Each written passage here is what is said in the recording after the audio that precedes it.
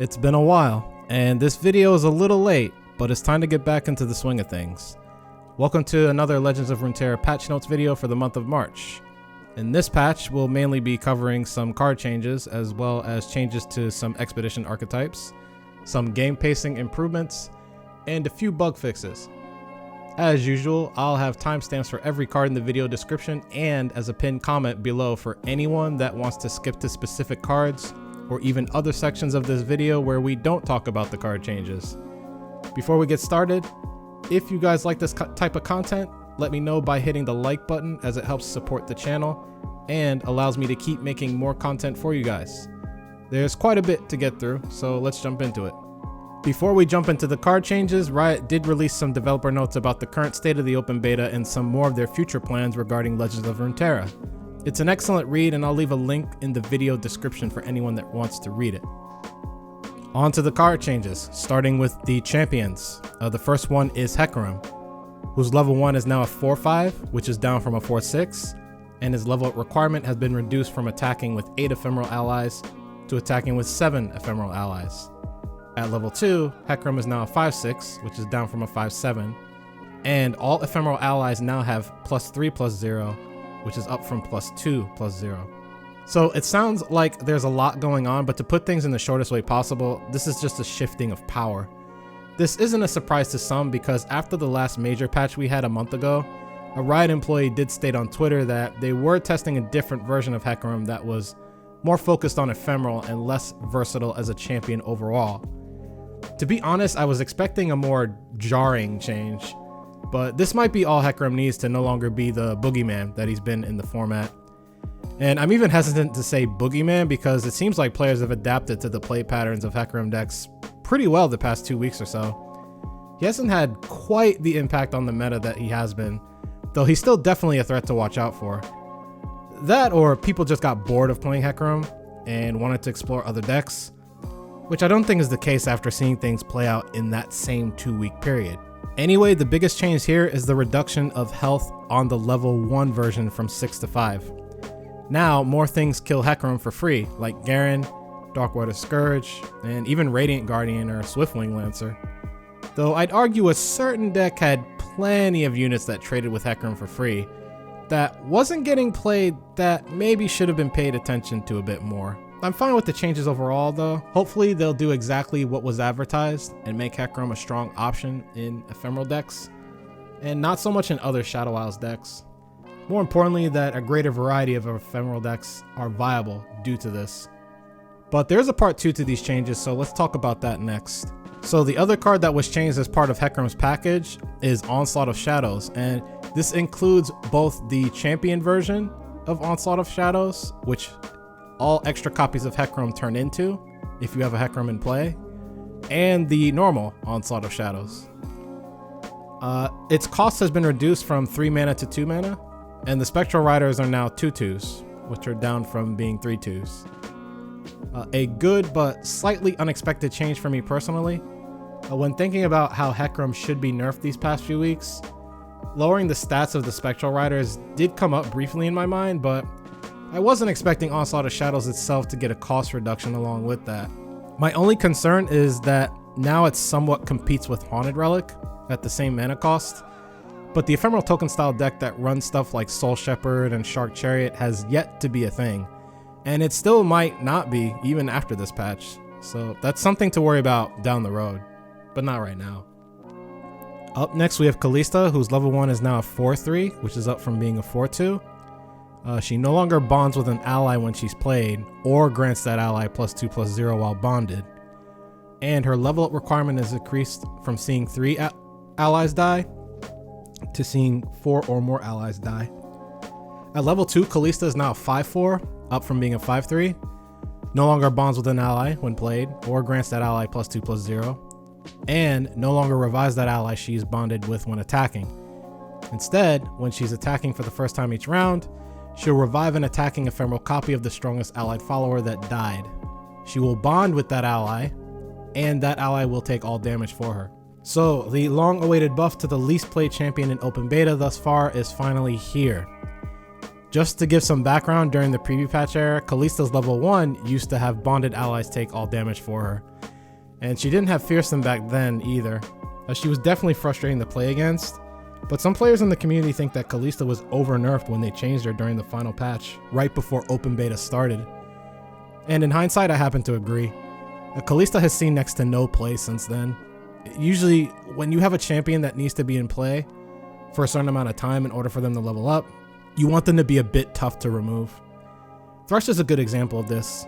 Kalista only having 2 health meant that despite the Fearsome tag somewhat preventing opposing units from trading up against her, she was a frail 3-drop that died to Mystic Shot, and more importantly, low power challenger units like Fleet Feather Tracker and Laurent Protege.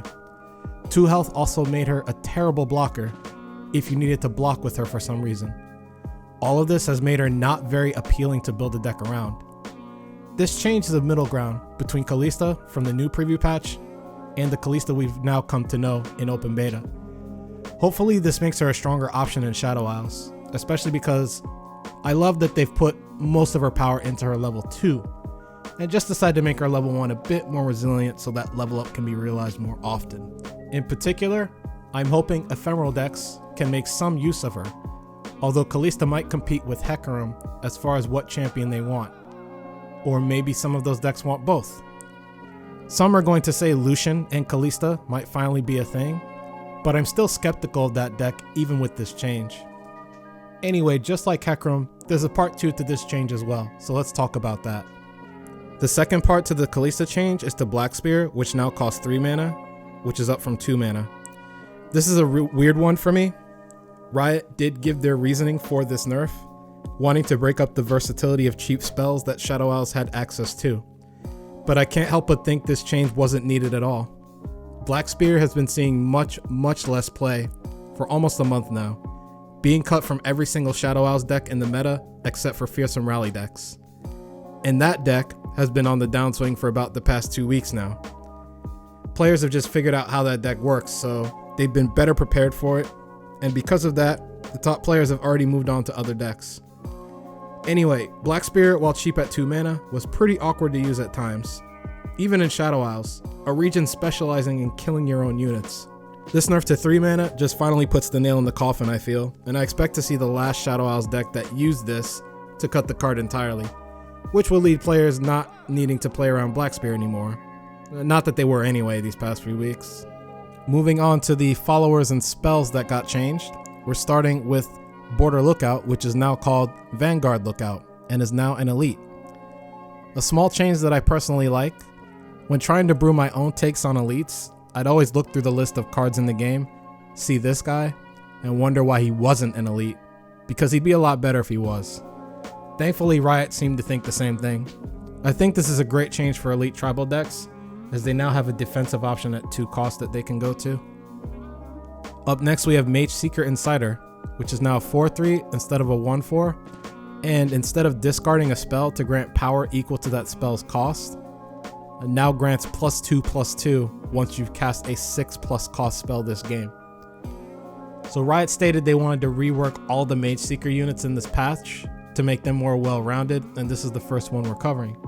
This is a huge buff that now makes what I considered the worst Mageseeker in the entire group far more compelling. Yes, this guy was even worse than Mageseeker Persuader in my opinion. The other Mageseekers got similar changes to this, but we'll get to those in a second. Anyway, I think Riot nailed it as far as making this and the other Mageseekers more well-rounded. This card, while I don't think it'll be meta-defining, is now much stronger than before, since prior to this, you had to build your deck in a way where you didn't mind discarding expensive spells.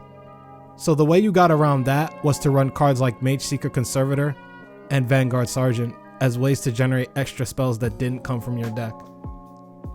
Now you don't necessarily have to do that, but I will say it's probably still one of the best strategies to take advantage of how this card works now. Next we have Mageseeker Investigator, which now reads, create a detain once you've cast a 6+ cost spell this game, instead of, when you play this, remove all text and keywords from an enemy follower if you cast a spell this round. This change is similar to Mageseeker Inciter in the requirement that you have to cast a 6+ cost spell to activate the ability. Personally, I thought Investigator prior to this change was actually a decent card, and definitely one of, if not the best card of all the Mageseekers. I don't know if you guys have noticed, but a 3/3 stat line for 3 mana is extremely good in Runeterra, as many other 3-drops have either proven or have become much more compelling after being buffed to that stat line. And even a Purify that only hit enemy followers was pretty good, especially since you got a body to go with it. I personally played this in Lux Heimerdinger control when that was a thing, and it served me pretty well. All that said, I think this is an upgrade, especially since now you don't have to do something else beforehand to get full value out of this card. You can just drop it in play, and if you cast a spell that costs 6 or more later on, you get a Detain, which is honestly one of the best removal spells in the game right now. Up next we have Mageseeker Persuader, which now costs 2 mana, down from 6, is now a 3/2 instead of a 4/1, and instead of having Challenger and discarding a spell when played to grant health equal to that spell's cost, now gains +1/+1 in Challenger once you've cast a 6+ cost spell this game. This card was the Mageseeker that benefited the most from the previous strategy I mentioned earlier about playing cards like Vanguard Sergeant and Mageseeker Conservator to generate expensive spells, because you could discard them to this guy and he'd be a 4/7 Challenger unit for 6 mana, which isn't too awful in its own right. But it was incredibly specific, and no other Demacia deck ever had a reason to play this guy. Now this looks much more viable. It got a whopping 4 cost reduction, meaning you now have another viable 2-drop you can just play, and it can gain full value as early as 2 turns later. And it blocks fearsome units without having to worry about ping effects like Vile Feast now. Another huge buff. I'm glad the Mageseekers are now all early game options that can fight for board if needed, compared to being all over the place on the mana curve before, mainly because of this guy. Up next we have Crowd Favorite, which is now a 2/1 instead of a 2/2. I like this change. Riot stated that Crowd Favorite's health in particular made it tough to interact with when played on curve, and I couldn't agree more. He'll still be a fine option for the decks that played it, like Spider Aggro, but now defenders actually have an option to maybe use a blocker to soften Crowd Favorite up for another damage-based spell later on, instead of not even bothering to block him because he's just a little too big, something I experienced a ton when playing against this card. Next we have Iceborn Legacy, which now costs 5 mana, up from 3 mana, is slow speed instead of burst speed, and grants an ally and all copies of it everywhere +2/+2 instead of +1/+1. I gotta say, I'm not really on board with this one. The intention behind this was to make it more playable, and while more stats are nice, I think what has now killed this card is not the fact that it costs more, but the fact that it's no longer burst speed, but slow speed instead, which is incredibly bad. This card did actually start to see play recently in certain fearsome decks that splashed Freljord for both this card and They Who Endure. Now, at slow speed, I can't see any good reason for anyone to build around this card. I'm hoping this gets upgraded to fast speed in the future. I think it will be fine at that point. Up next we have Pack Mentality. Now, instead of giving an ally and all other allies of its group +3/+3 and Overwhelm this round, it gives all allies +2/+2 and Overwhelm. Now this card on the other hand is a straight upgrade. Before, this card was very awkward, only really being viable in tribal decks, and even among those, the best deck that could take advantage of this card was Spiders. In fact, the fearsome deck I mentioned earlier splashing Freljord was a decent candidate, since fearsome decks tend to run quite a few Spiders anyway. This has a lot more flexibility in general though, which is what Riot was going for when making this change. One key thing about this buff is that the stat increase and Overwhelm it grants are now permanent instead of only lasting for 1 round, which is huge.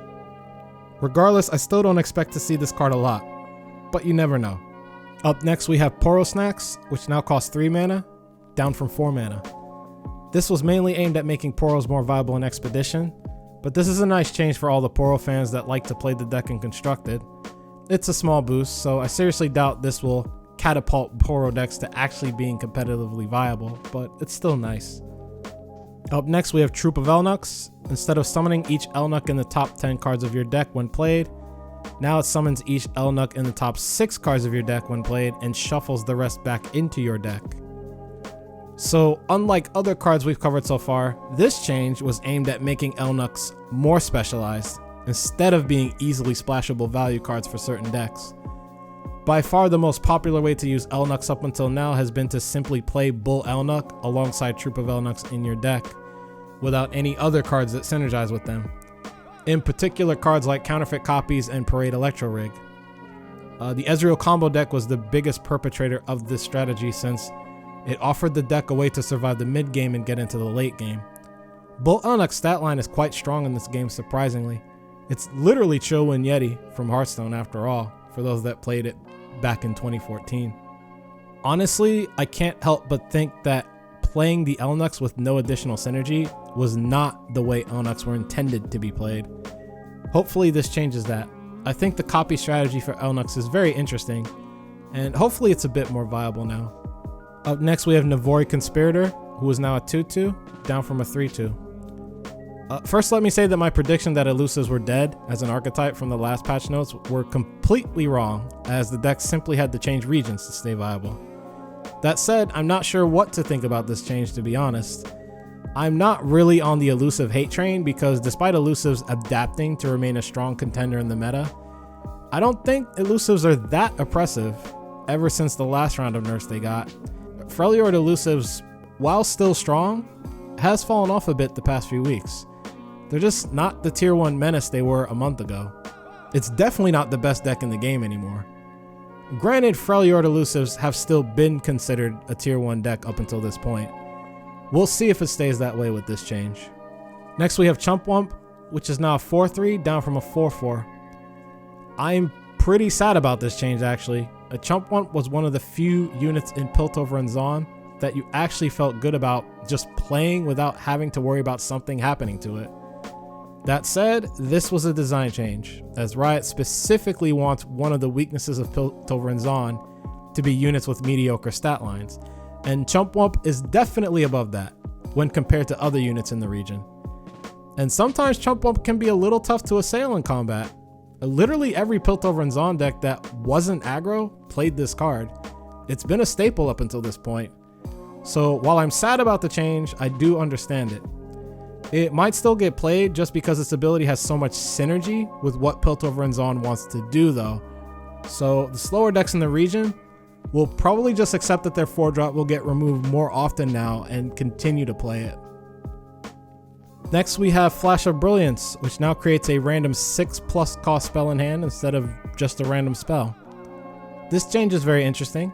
First off, I can see some people calling this a nerf because it limits your Heimerdinger Flash of Brilliance play to just those 2 cards versus playing those 2 and maybe playing the cheap spell you got off of it to make another turret.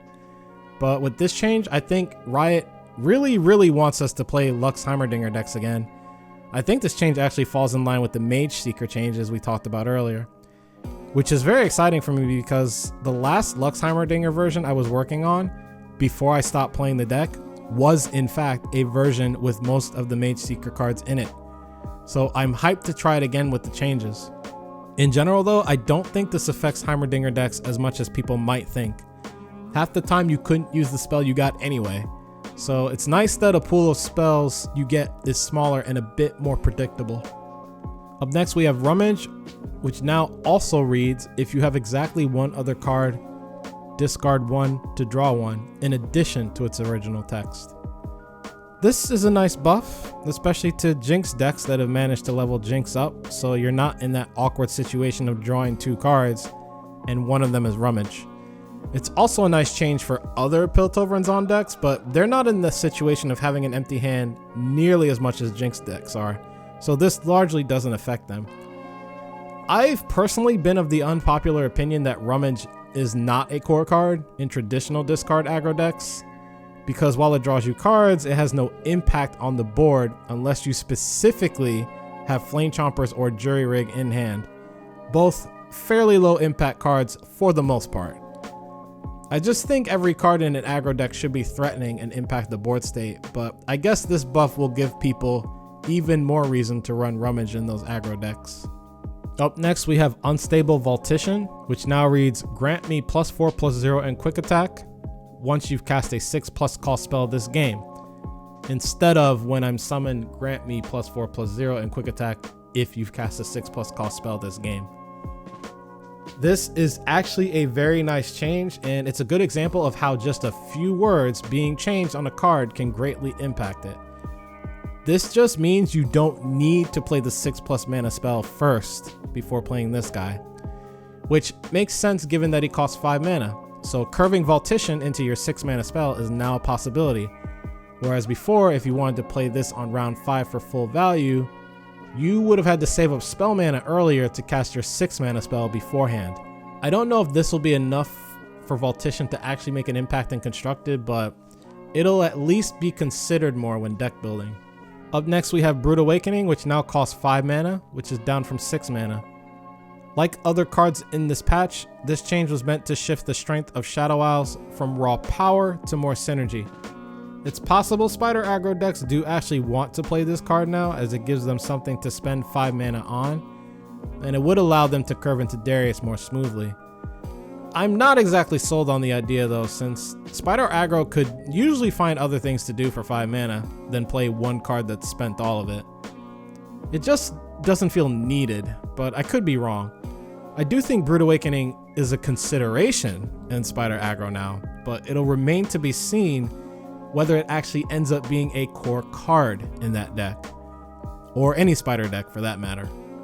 Up next, we have Mark of the Isles, which now reads, grant an ally +2/+2 and ephemeral, instead of +3/+3 and ephemeral. This change was a bit surprising to me, not because I thought Mark of the Isles wouldn't get nerfed. I was pretty sure it was going to, even though I felt it wasn't actually that much of a problem. It was just a good card, but not broken. No, it was because I fully expected an increase in mana cost. So this change is actually a pleasant surprise. I think this still makes the card playable, and other 1 mana options that some Shadow Isles decks could run from other regions still pale in comparison. Looking at you, Radiant Strike. Finally, we have the Rekindler, which now costs 7 mana, up from 6 mana. Since a minor stat reduction wasn't enough to keep this guy down, the mana cost has been increased. If anything, people have realized how powerful he is, and we've been seeing him more than ever. Honestly, I don't think this will push Rekindler out of the meta, just out of certain decks at best. I think Hecarim decks will still play him, since now you don't have 2 awkward 6-drops in your deck, and you can just curve more efficiently now. I also think Garen decks will continue to play him, but more out of necessity, since the deck is much weaker without Rekindler, as he is its biggest power play by far. Now, what might change is the number of copies we see. I could see decks dropping to 2 copies, since 7 mana is still a lot, and it's not a card you want to see until your champion has died. Moving on to cards that are on the watch list, this time around we've got Elise, Frenzied Skitterer, Glimpse Beyond, and Shadow Assassin. As far as Elise and Frenzied Skitterer, I'm pretty glad these two are being looked at. Well, not so much Elise, but Frenzied Skitterer. I'd say Skitterer at this point is one of the best 3-drops in the entire game. It's incredibly backbreaking. Not so much on offense, but on defense when you're trying to make an attack. It basically can force open attacks from aggro decks as early as round 3, and as the aggro player, if you didn't have a good start to the game, you can forget about it. It's not even played for the spider buff, it's only played for the damage reduction to enemy units. So you know Skitterer is a problem if it's not even used for its full effect. All that said, I think Elise is a bit less of an issue, because she's a champion, so she should be good. And I also think if these two did get nerfed, it won't be in the same patch together, especially since this one focused so much on Shadow Isles already. That is unless neither of them are touched in the next major patch. In that situation, I could see both of them nerfed together in a future patch. As far as Glimpse Beyond, it's on the watch list for now, but Riot has stated they really don't want to nerf it if they don't have to, as it could upset the intended synergy between Shadow Isles cards. I have said for a long time that Glimpse is Shadow Isle's version of Deny, but lately I felt like the player base has started to adjust to Glimpse Beyond play patterns as well, at least at the higher ranks of the ladder anyway. Glimpse feels like one of those cards where you kind of just learn how to play around it until it becomes second nature, and it still stings when it does blow you out, but you kind of just accept it and move on. Shadow Assassin being on this list is interesting to me personally, and it is cool to see that they've already tested different versions of the card, but Assassin felt too weak with every single one, which is one reason it's on the watch list now. The other reason is that it's an auto-include in every Ionia-based deck at this point. I will say that I haven't been as high on this card in the past week or two. She's fine in elusive decks because you have the added pressure of other elusive units to make up for her only being a 2/2 for 3. She's even fine in Karma control because you don't really care about the body that much, it's just a bonus. It's the other off-meta Ionia decks where she underperforms. In particular, Yasuo stun and recall decks. At the end of the day though, those decks are off-meta, and Yasuo is still seen as a meme. Although I think he's much better than people think if you build around and, more importantly, play him correctly. At least in the meta we've been in.